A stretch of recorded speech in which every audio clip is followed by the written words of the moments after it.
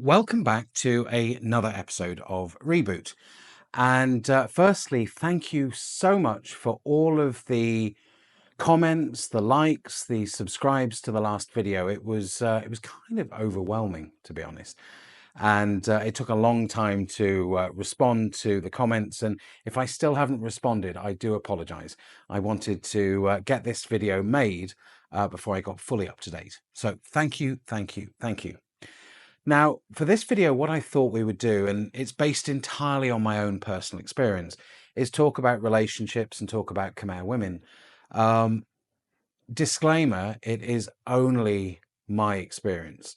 So I'm sure that many of you have had different experiences, and I'd love for you to share your experiences of Khmer women and being in relationships, because it's how we all learn. And again, this video is framed within total respect for Khmer culture, for foreigners, expats living in Cambodia. But I would really appreciate any comments, any questions, any thoughts that you have on this video.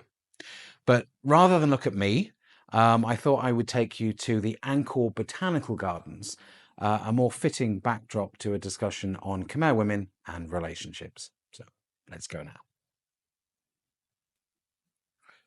So when I first moved to Cambodia, I'd already lived in Southeast Asia for over a decade. I spent a brief period back in the UK, but I'd had a decade's worth of experience.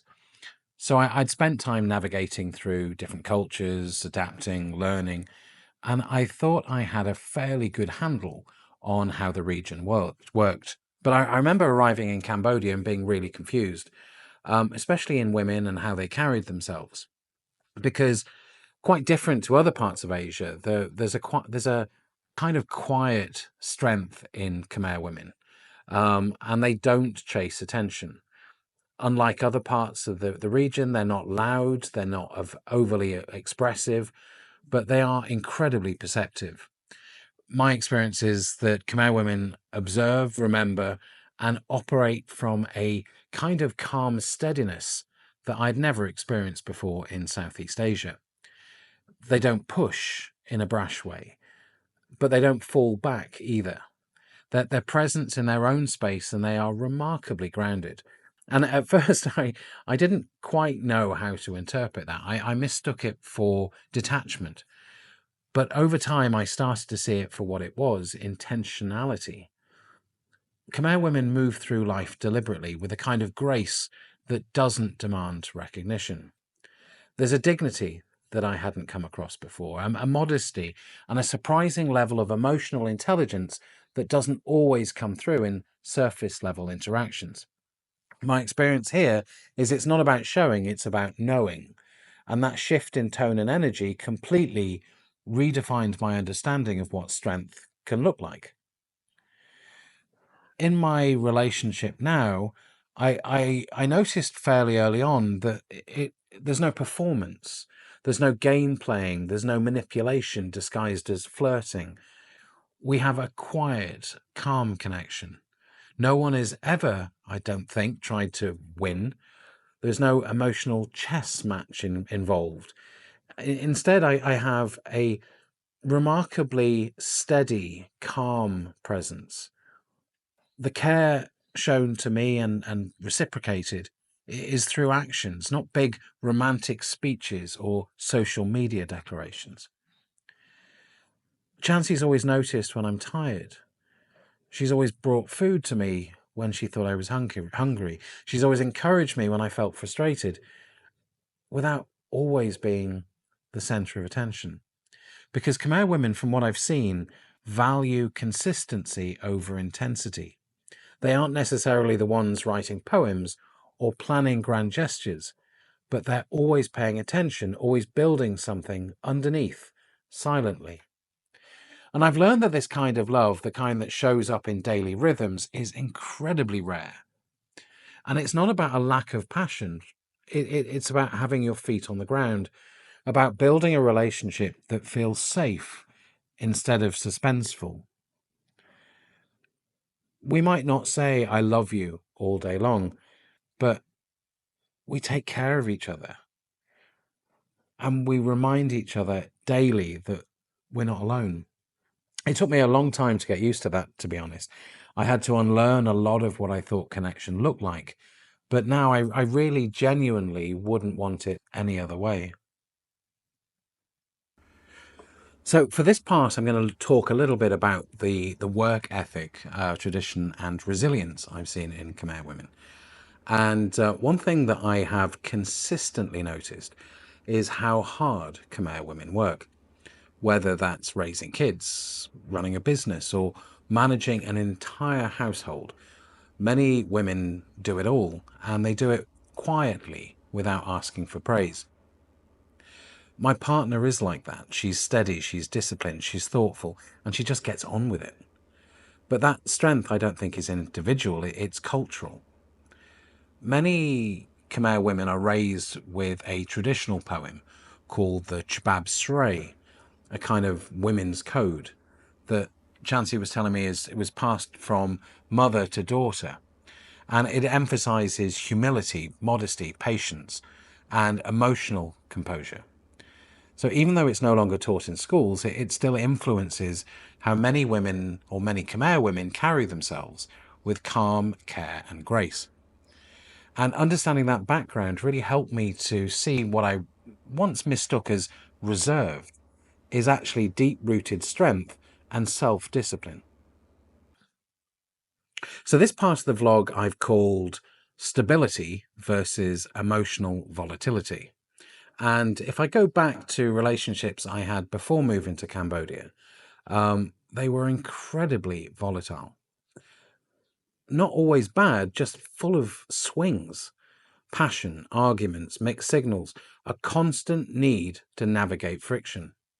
At times, it felt like I was in a game, a dynamic where someone always had to win and the other lose. And that kind of love, to be honest, is draining. There's also a culture, I think, in certain Asian countries where money equals love. If you didn't buy enough or spend enough, it was taken as a sign that you didn't care enough. I was compared to other foreign boyfriends. He bought this, he paid for that, and it was draining. I even saw people post photos of the gifts that they'd received along with the receipts. In other parts of Asia, relationships feel transactional, performative, shallow. And through my experiences, it left me asking, is this real love or is it just lifestyle?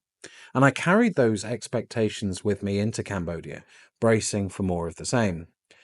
But here those assumptions don't stick. My partner doesn't want gifts. In fact, she gets frustrated when I buy her gifts. She wants partnership. It's not about how much I give, it's about how present I am. And for the first time, in as long as I can remember, I feel like I'm in a relationship built on mutual effort and respect, not on performance. So for this next part of the vlog, I've called it What Foreign Men Can Often Get Wrong.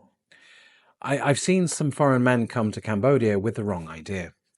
They expect obedience, gratitude, simplicity, and think that Khmer women are easy to impress or perhaps easy to control. And they completely miss the depth that is actually there. Because whilst it's true that Khmer women might be soft-spoken, that does not mean they're submissive.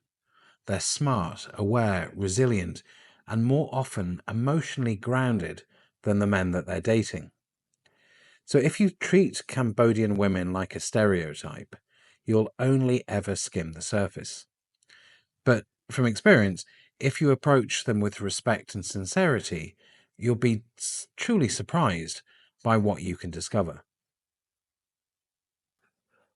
Okay, so this next part of the vlog is fairly common sense, I guess, because there is one universal truth. Where you meet someone shapes how things will go. And I think if you meet someone in the nightlife scene and things start off as transactional, then chances are that dynamic is going to continue.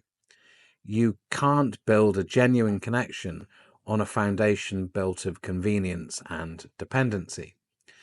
It rarely transforms into something real unless both people consciously shift. And That's not a judgment in any way, shape, or form. I think it's just the truth. And I say that because I've lived it and I've seen others go that way too. Okay, so just for this last part of the vlog, and I'm going to get even more personal and talk about my current relationship and what I've called a grounded kind of love. It's the most, to be honest, the relationship I'm in now is the most grounded, respectful one that I've ever had. It's not grand gestures, it's small things that actually matter. You know, she checks in on me. Did you eat? Did you get home safe?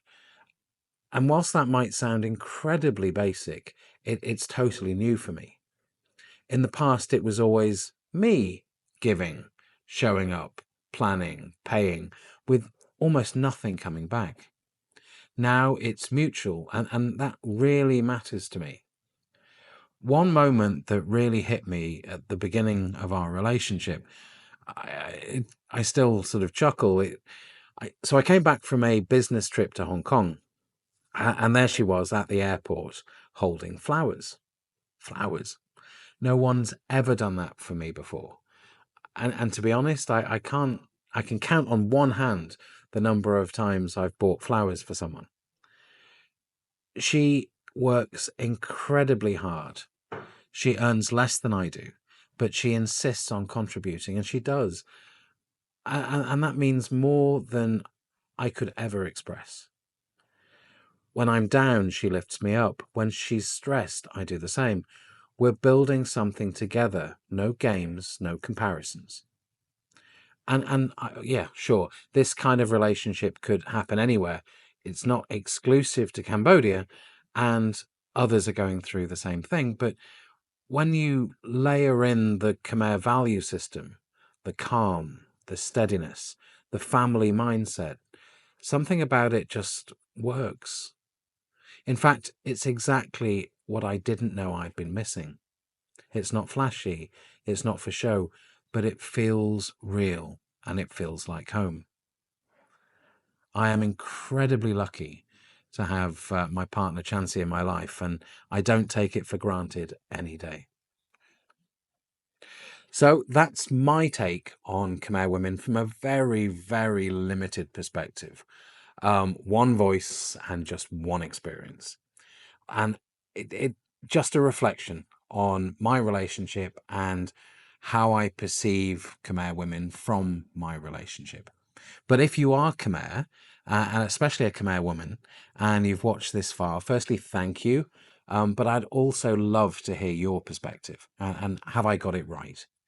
Because this is, as with all my vlogs, a conversation, not a conclusion. And from experience, the more we can share open and respectfully, the more we grow as people. So thanks for listening, and I hope you enjoyed this one.